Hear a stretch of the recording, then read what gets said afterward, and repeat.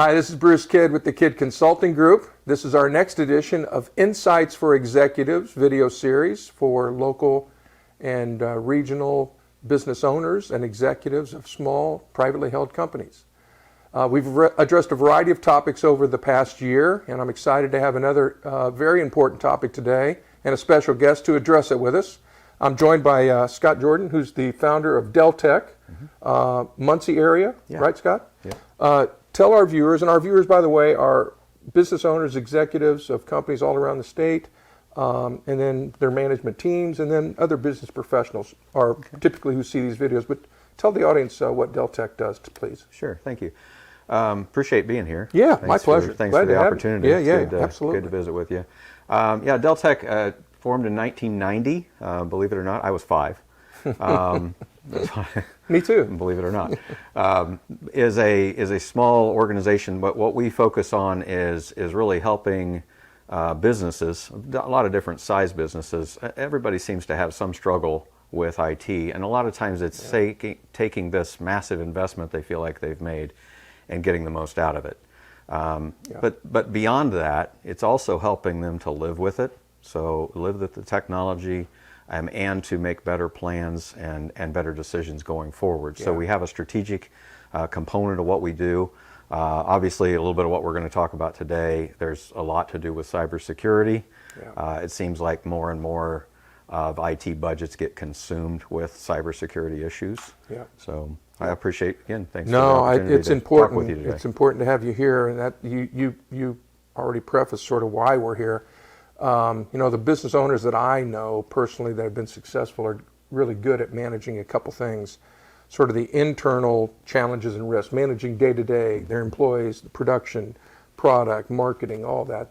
But then they're also good at managing external challenges or threats, which we all have. And, every business and organization today is run by IT in some way, shape, or form. You know that. They just are. It's just the way the world works. The one challenge that I have heard over and over from my friends who own or run companies that they're still uncomfortable with because they just don't understand the threat. Those that they can identify, they can put an action plan together.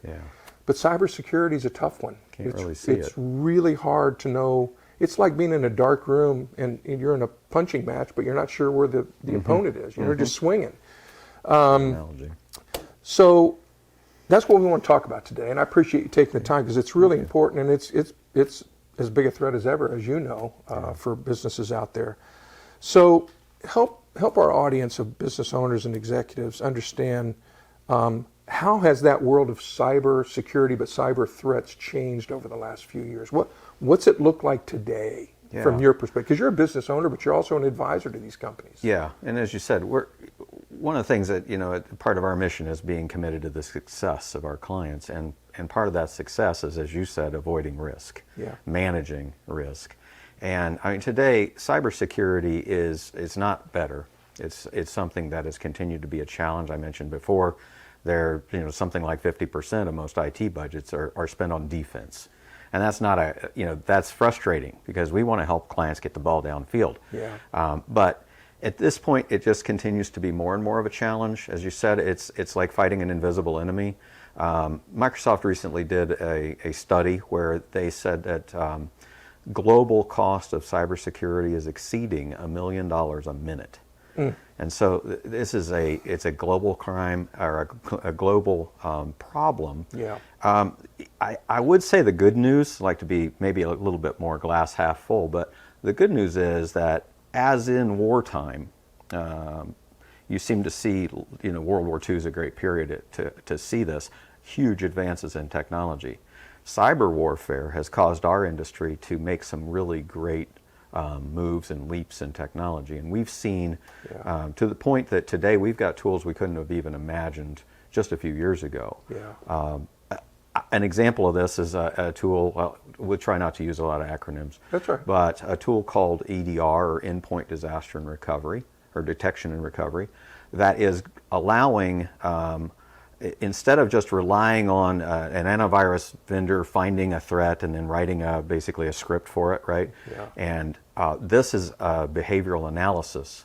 So it's looking at files that are maybe all over a computer. They in fact put on decoys, and it's watching the behavior of those files. So if someone were to get a virus, that malware, that bad software sitting somewhere, if it starts acting like a crypto or something like that, we can shut it down in its tracks. We can also, in some cases, isolate that computer then automatically from the network. So that prevents further damage, right? But the good news is that there are tools now that are helping us to more combat this. The bad news is that it is not just the 14-year-old in his grandma's basement, writing code to make a virus for kicks, right? It now is, we're up against state actors, we're up against organized crime, and these guys are well funded and very sophisticated. So as you see more and more concentration in the news of this data breach and that data breach, these are things that are happening on a much greater scale. Yeah, and I assume it's the case, since I know smaller companies that have been hacked. Early in the cybersecurity wars, the perpetrators were going after larger organizations, public companies, Fortune 500, hospitals, banks, academia even. I assume it's moved down market to just about any company. If I'm a small manufacturer in Fishers, Indiana, and I've got 100 employees and 20 million in revenue, I'm still a prospect for these. Yeah, this is, I'm glad you brought that up, Bruce, because one of the things that I commonly, in talking with business owners and business leaders, it surprises me that I hear this, well, they don't care about me. Right. They're not looking to hack, my little machine shop or my little, my little insurance firm. That's not the case anymore. So the systems and the software that are written, if you heard of bots. Yeah. So spam was done even several years ago by, I take over somebody's computer that is vulnerable and I use it to bounce emails off of. Therefore, I can't be detected. I hate the bad guy. The same thing is happening. These are looking for targets of opportunity. So as we talk about vulnerabilities, it's software. All software and devices have some level of vulnerabilities in them. Yeah. And again, most of the problem is what's called a zero-day vulnerability that hasn't been discovered by the industry to fix it yet. There's no patch. So these are looking at not, I want to go after GM. The systems now, the malware, if you will, is looking across the board at all open ports and all opportunities. So it's something that just can't be ignored. Yeah. And is the primary objective of these attackers, the threats, is it still ransoming, your information for a fee? Is that primarily what's still happening in the market, or is it otherwise? There's a lot of opportunities for cyber criminals to make money. One of the things that absolutely, and ransomware, I'll touch on that in a minute. There are opportunities to gain identities, right, and sell those on the what we call the dark web, the black market of the internet. Yep. There are opportunities to gain financial information. Obviously, in cyber warfare, there's obviously opportunities to gain an enemy's intelligence or corporate espionage. Yep. What often happens as well is you'll hear about a W-2 breach. So someone who has gotten tripped up and actually uploaded all their W-2s to a website. And what those criminals are doing is taking those W-2s, which by the way have those employees' personal information, taxable income, and a lot of this information on it, and they're filing tax returns in advance of and getting the refund sent to them instead of the person. Really? Yeah. So with what gets the most press, right, and is often the most painful, is it's ransomware or crypto attacks. Yeah. And the thing that has to be made very clear is that 70% of those attacks originate with an email. So the threat vector there goes right through your employees. Yeah. And therefore, the employees and their knowledge and their understanding, again, cybersecurity is not limited to the IT room. It's not something that the executives can Yeah. abdicate their authority or their responsibility to the techies. Just because I don't understand the acronyms, Right. you make them explain. Yeah. And the executive has to be aware of this. This is the number one thing. They have to be paying attention and keeping their eye on the Yeah. ball on that. Any employee can be an entry point for Yeah. the cyber attack. Yeah. Yeah, because of email. Yeah, you Yeah. can click the wrong thing. It doesn't matter. You can spend, all the money you want in security technology, and one bad email can make everybody's day a bad day. Yeah. So you made the comment or used the term organized crime.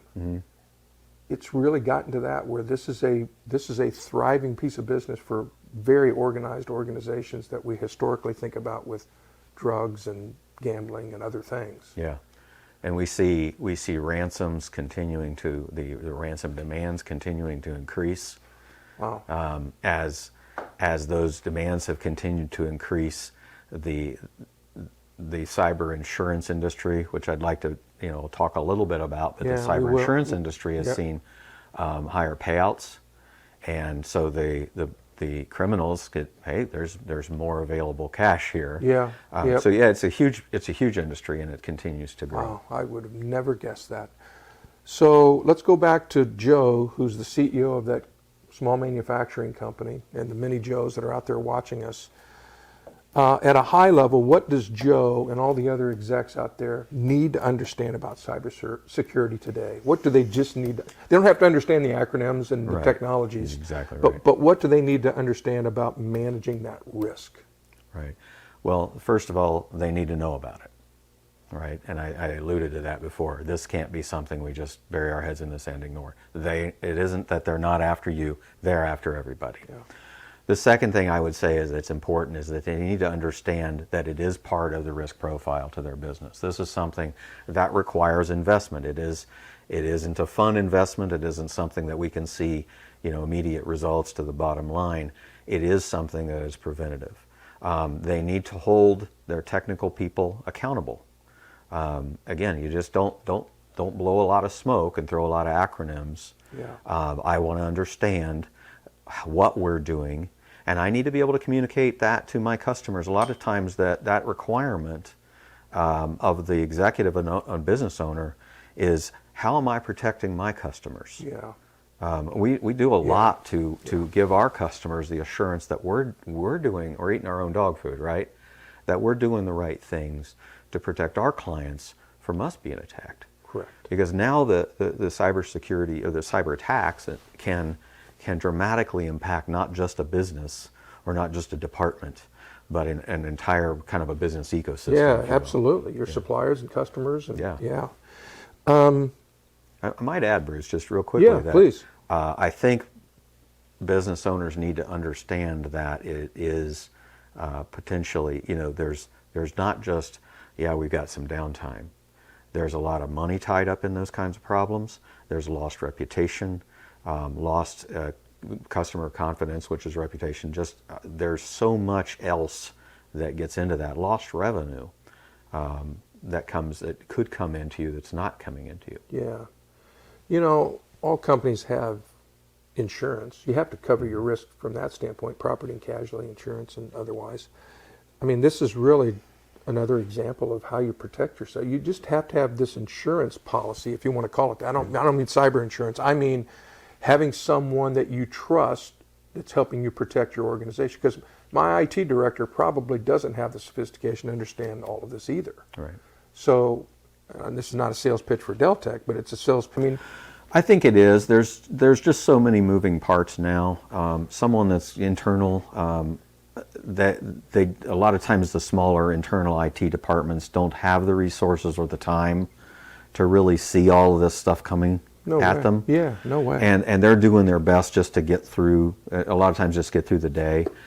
So being able to look forward, all the systems that we would put in place need to be monitored, maintained, managed, tested. Yeah. We're constantly looking at what's that next thing that has to. How do we add that next layer of protection? Yeah. And that's something that anybody in our industry, that's the bread and butter. Is what are we doing to help that client mitigate some risk, transfer some risk, Yeah. and make sure that systems are online all the time, maintained all the time, updated, and tested. Yeah. Well, I have to believe, and it's your world far more than mine, but I have to believe there's some pretty talented and sophisticated companies trying to provide solutions for you to provide to your customers, technologies, software, whatever, because it's a huge issue and it's not going away. You know. So you alluded to it a moment ago, but I want to make sure that we give it details to the audience if there's more to have. So what are the safeguards that Bill, that owner of the small company, and his team should be putting in place now? What are the fundamental safeguards they really need to have in place? Yeah. Well, I mentioned, kind of a multi-layered approach or technology. The technology spend that has to be put in place for defense. Deltec has always advocated for a multi-layered approach. Used to use some diagrams to explain this, but if you can imagine, if I've got an oil filter in the engine of my car, I really don't want something that looks like a screen door, just one screen to filter out the impurities that are going through the engine. I want to have a multi-layered filter that's going to do a good job of screening out every possible impurity and protect that engine. Yeah. It's the same kind of thought process that And really the finer goes. the screen, the better. Right. Yeah. Now and I'll get to this because there's a limit on the other side of that. But if you look at this multi-layered approach, I have threats coming in from the outside. A lot of times I mentioned email, right? So how are we able to screen that email before it gets to us? Are we looking for malware that's already embedded in it? Are we able to detect, and the systems today are able to do this, able to detect a spoof, something that's, I'm sending an email that I'm trying to make it look like you sent it, or some kind of a fraud or phishing or malware of any kind in that email. Am I doing that before it ever gets through the cloud into the email server? And then the edge of a network, we want to have an active firewall. You know, a lot of people they'll hook up to the cable company or the phone company and they'll get internet, and they'll bring in a little black box. And that little black box doesn't really have a lot of security functionality. It's a connection to the internet. And so an active, managed, up-to-date firewall, and then looking at, like we talked about before, what's on the local users, is that software constantly monitoring. So all those pieces are working in concert. Yeah. And again, they're always maintained, they're always monitored, they're always on, and they're always up to date. Something that's important to know as an executive and you're evaluating these technologies, you can listen to the techies say, we need to do all this and this and this and this and this. There's some limit. It's a business case, right?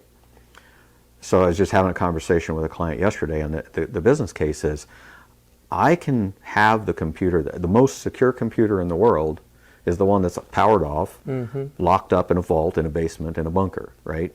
It's super secure. Won't do much, but it's super secure. So is there a way to balance the productivity and the security? And that is just, again, risk management. What risk am I willing to accept to still be able to do my work and have my people be as productive as possible? And so it's important, and I think our industry, and one of the things we try to do is balance that security versus practicality. Yeah, right. So in today's world, not everybody, but it seems like everybody is doing their work on a mobile device, phones. A lot. Does texting, I know lots of people that transact business through text messages back and forth. Is that an issue as well?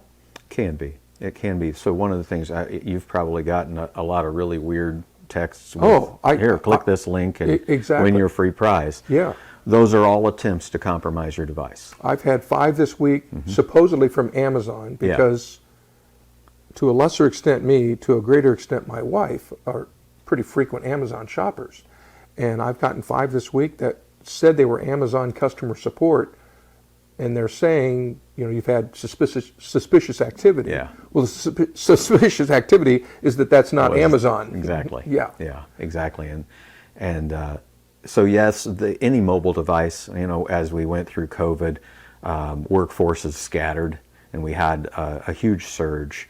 All the technology was in place before COVID to have a remote workforce, and many companies already did.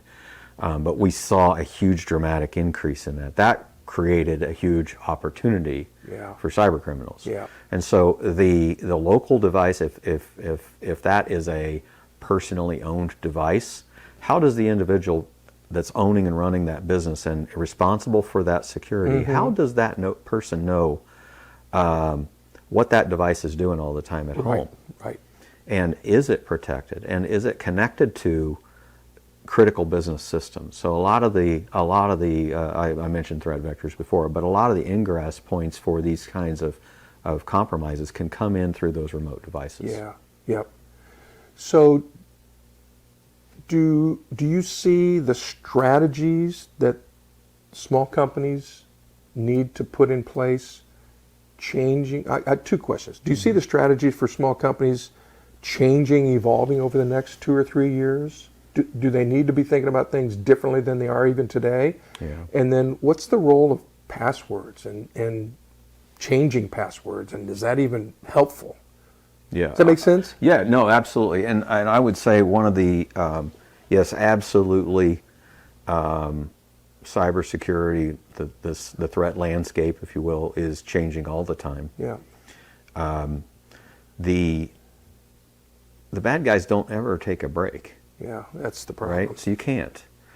We always have to be on guard. Now, we do try to sleep, but the systems have to be always monitored, always managed, always made. We have to have those systems standing sentinel and protecting the systems. But I do see a dramatic change, and one of the big things, you mentioned passwords. One of the big things that we see movement on in the industry is identity management. And this is an area where, are you familiar with multi-factor authentication? Yes. So passwords are still important. Changing your password is still important. Don't ever use your password in multiple places. Right. Consider this. If you've got, this is my web password, right? I use for all my bank accounts and Google and wherever. If one place is compromised, you read about it in the news, then all those credentials are out in the wild. Well, if I'm a bad guy, what am I going to do? If I bought these credentials, I'm going to try them at Chase Bank and everywhere else I can imagine, right? And so a compromised password is a bad password. Changing your password off and not repeating the password in different places is good policy. Yeah. Complex passwords. Yeah. So password policy is important, and it will remain. The thing that's happening now is, another example, if you let me entertain you with a story, is Microsoft. If you use Microsoft 365, for instance, right? Well, I already know your email. That's pretty easy to get. I can get that online. I can get that from, we meet at a networking event or something, you hand me a business card, right? Yeah. Easy to get that. I already know to go to Microsoft.com to log in. I now have 2 out of 3 factors. So the very next thing I do is start spraying passwords at your account. If you've got a weak password, password 123 is still the most popular password in use. I know. Believe it or not. Because we can't remember them all. Yeah. So, so I try passwords. I'm utilizing, maybe I use a password dictionary hack and try.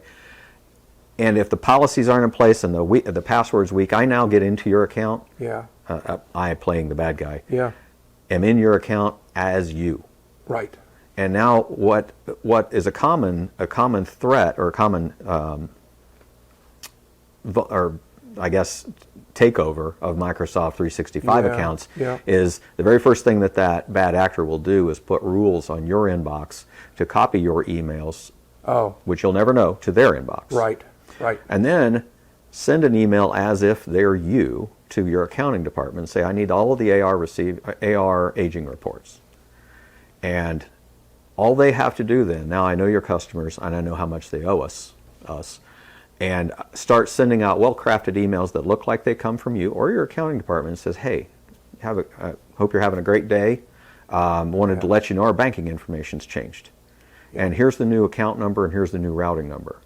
And now all of your payables are going straight past you to the bad guy. I have, unfortunately, a friend who was a victim of that. And all the customers, until it was identified that this had happened, sent their payments to this fictitious bank account Yeah. of the hackers. And as soon as that's in there, they dump the account. Exactly, and they're gone. Yeah, wow. So that's where identity management, and I mentioned multi-factor authentication. So with identity management and multi-factor, we're looking for something you are, that's your username, right, your name, something you know, that would be your password or passphrase, and something you have. And in that form, what we're talking about with two-factor or multi-factor is what's called a temporary one-time password. You can use SMS to receive a text with a code, six-digit code, put it in, you're good to go. Everybody that's done online banking now knows this. Yep. It is our firm belief, and in fact, Microsoft is pushing everybody subscribing to move toward multi-factor authentication. And I would say use multi-factor authentication everywhere you can. Enable it, because if in fact I could get in and I know your password, for some reason that's compromised, I at least have one more thing that I have in my possession on my phone or a device. Yeah. You said it earlier. Let's address it now head on. Cyber insurance. Yeah. What role does it play today? What's it look like? What are your experiences with it with your clients? Well, the asterisk here is I'm not an insurance agent. I know. I know. But I know. But yeah, but you know companies that have utilized it. I absolutely, and I would say that first of all, the concept of cyber insurance or computer insurance is not new. It's been around since the 70s. In fact, in the last 5 or 10 years, really 5 years or so, what we've been hearing a lot more about it, and I think the industry's really starting to get their arms around trying to figure out what it was. Right before COVID, and we were doing a seminar series with an insurance partner of ours that we were talking about the technical side, they were talking about the cyber insurance side, and at that time, cyber insurance, the application forms were pretty simple, and the premiums weren't too bad, and so it was like really a hot ticket, and they were selling a lot, and we could make it.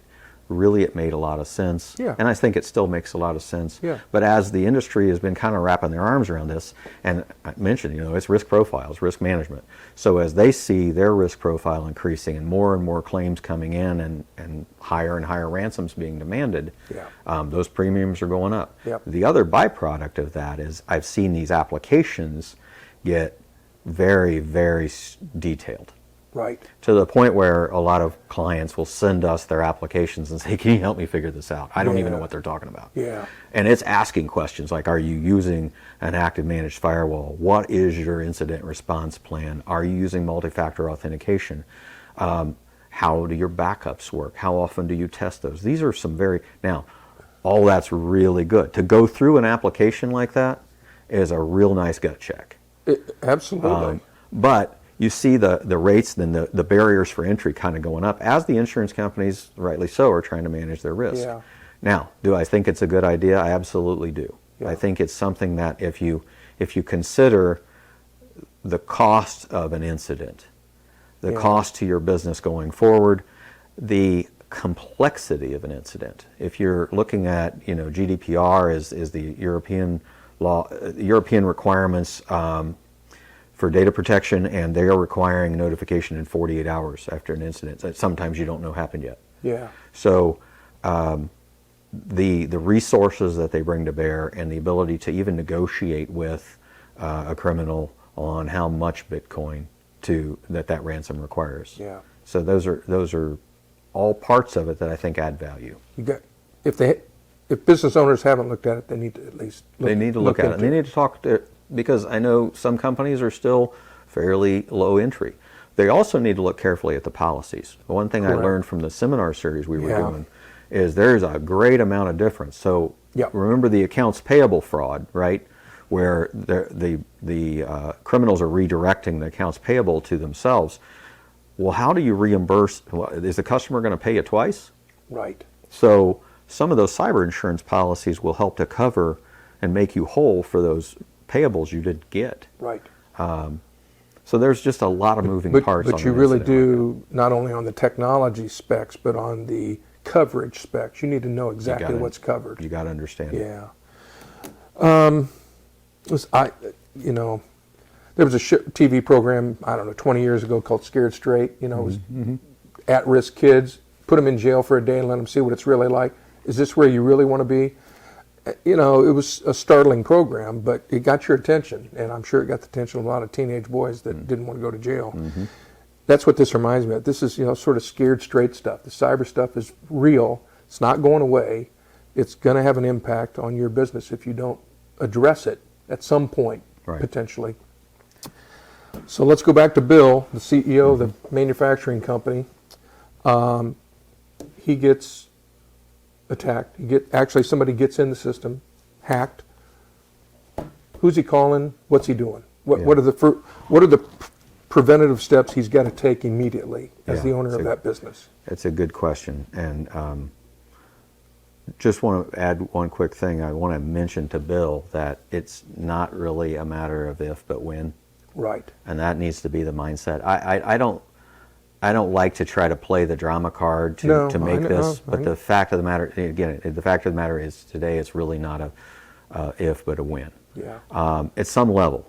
Yeah. So what Bill needs to be doing is, number one, getting a hold of their IT partner or their IT department.